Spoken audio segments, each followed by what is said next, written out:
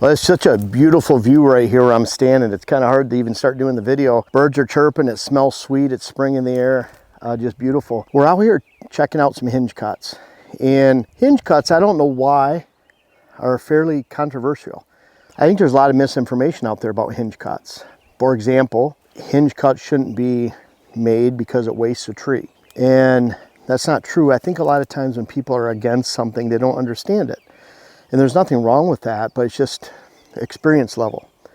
And when we look at these hinge cuts right here, this is a hinge cut from last winter. So before spring green up. It's really interesting. Just look at these fresh tips right here. This whole top, all these tips have been browsed on. Deer love box elder hinges. If this was red maple, it'd be the same thing. They love that too. They'll hit cherry, oak. They love those tender tips. That kind of gives you a reason for making hinge cuts. You can obviously create browse, but hinge cuts, a few different things we like to show is they should be made more at waist level so that deer can actually get to these tips. We don't like to see hinge cuts and canopies that are head high. For one, it's dangerous, but then deer can see right under it, and it really doesn't give the actual value that you're trying to create with a hinge cut, especially for a bedding area or an area that you're trying to screen maybe along a food plot. So when we look at this area right here, we want these hinge cuts to be created lower so deer can actually get to the browse.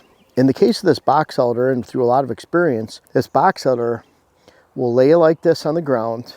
A lot of these branches will start going in a vertical manner. They'll start growing straight up. You can see we obviously didn't kill the tree. Look at all this green on here. This was done during the winter time. And then you can look over here. We actually have a row of branches, and this cutting over here is 3 winters old. And you can see that growing straight up, and you eventually have a row of trees. So what happens in a case like this is we can take a soft maple, a box elder, even hickory, but you don't get good value for forage on that. But we can take a tree like this, hinge cut it, give great value for browse and screening. So now that this area is screened, deer can bed in the pocket where Dylan's at. Above this pocket, we have a lot of hinge cuts in here. We're just showing you some examples. We have a bush right here, honeysuckle bush, that's kind of taking over this spot. Deer can still move around it. They like to pick on those green leaves all the way through November. Deer can be on the other side. And a lot of you say, oh, I talked about honeysuckle. We should kill all of them. There's no reason to kill this right here. It's not going to do anything, accomplish anything. This is a big area. So it's taking over this space. It adds value for nesting birds, escape cover for rabbits, grouse, and it has purpose, a good purpose. We're not going to be able to eliminate them out here. So why try? So on this right here, this grows into a row of trees.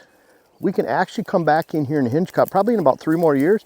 We can hinge cut these. Hinge cut back to the side, make sure that value of that tree stays down low. Let's say you go in and timber an area. There's areas where you timber hardwoods, which I encourage in a select cut for that portion of your woods. Well, you might get a cutting 10 to 15 years later, in some cases 20, 25 years later, depending on how the cut was. But there's only going to be value for that first 5 to 10 years where there's actually browse and cover.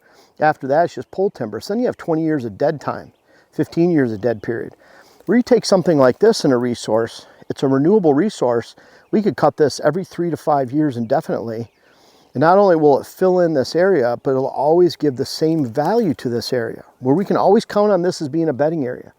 We have food sources that relate to this. We have access, stand locations. They're always the same. And when it's always the same and it's not changing for deer, that's how you actually build a herd. Because if everything's changing on your property all the time, the value of bedding in this location versus this location, then deer don't relate to your property every year the same. It leaves holes, and you're no different than if you have beans surrounding your property one year and the deer aren't there in October, November. Then you have corn the next year and they are there in October, November. Well, then with those gaps, you're not going to be able to build a herd because they go somewhere else. They get shot, they get exposed to goals that aren't yours, and you can't build a herd. And it's no different than if your habitat's always changing on your property. So a hinge cut in an area like this, which is pretty large for us, let's say 1.5 acres to 2 acres, we worked on it in 2 different winters, about 3 years apart, can provide excellent value for a long term. Now, another thing with these hinge cuts, I go to far too many properties who were actually cut by, quote, professionals in the industry, where they'll create hinge cuts and they're surrounded by shade. That shade is actually enveloping that hinge cut. Sunlight doesn't get to it and it dies. The reason these are growing is because they get full sunlight, 7-8 hours a day, 6 hours at least. So they continue to grow. And when they continue to grow, they keep putting shoots out like this. They continue to add browse and incredible value. You can help create a bedding area that's in this situation is perfect. Now, you know, it's interesting. I'll ask Dylan again this, we've done this on video before.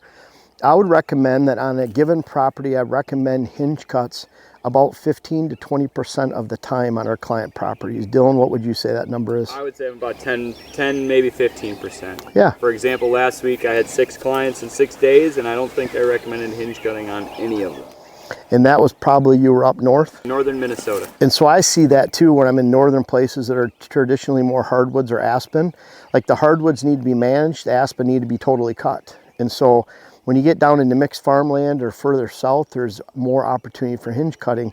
But even then, overall, whether it's 15%, it's not 25%, it's a tool in the toolbox of habitat management. With your hinge cuts, any kind of tool that you use, it's not that you use the same. I know habitat managers, they do hinge cuts on every single property they go to. Horrible. And they have crews they make money on by going in and cutting hinge cuts and cutting areas. But look at this beautiful area. Deer can weave in and out here. There's a lot of briars coming in. We'll be right back to the video, but I'm really excited to announce our 4th annual Camp Kicking Bear charity event. Every dime we raise goes to Kicking Bear. We have spots, Habitat Day spots. It's an all-day affair, starts at 10 o'clock on June 15th. But it's a Habitat Day. We provide lunch, breakfast, refreshments, plenty of time for questions. It's $200 per person. You can bring your kids. Kids are free. We had 43 kids last year. It's open to 60 people. We already have over half those spots taken. And then we also raffle off at that time. You can buy $100 raffle tickets for a hunt on our property. It takes place at the end of September. We host you. We love having you out. We have a great time with that. We made good friends with the 3 previous winners with that. It's been a lot of fun. Every dime, again, goes to Kicking Bear. We have a great time. Make sure to check it out in the link in the description. Now back to the video. Because we got the canopy down, lots of different forbs and forages, a variety of growth that's coming in. And the trick about habitat management, it's not saying this tool is bad, this tool is good. Where we really have experience and wisdom in habitat management is actually knowing when to say when and when to say not. And that's what's in a case like this. We're hinge cutting down here. We don't hinge cut on every area of the property. It's a very useful tool. I hope this explains a really good checkup for you. Like I said, you know, box elder is a no-brainer. It's one of the most valuable species for habitat because it grows quickly, prolifically, easy to cut, easy to hinge cut. They're usually leaning a certain way. Soft maple is another beautiful one. White oak, red oak sometimes. Hickory, hinge cuts really well, but there's not a lot of food value to it. But it can create great screening like this in side cover, so you're hiding deer from other deer, deer from people, makes them feel more secure in a given area. And of course, you're always getting sunlight down to the ground, which gives you an explosion of growth. Try hinge cuts if they're a fit for you. Don't let someone tell you they're not a fit 100% of the time. At the same time, don't let someone tell you they're a fit 100% of the time. There's somewhere in between, like we say, usually 15% of the time, I would say would be about the average. And they can be a very powerful tool for you, something that can keep giving for decades to come. Got to try them out. Hey guys, thanks for watching the video. I really want to encourage you to check out digital land management through whitetailstrategy.com. These concepts that I manage for and that I go to clients, 1,600 clients in 26 states over the last 20 years, we're putting into a digital platform. So you can take those concepts and you can apply it to anywhere a whitetail roams. Doesn't matter if it's private land or public land.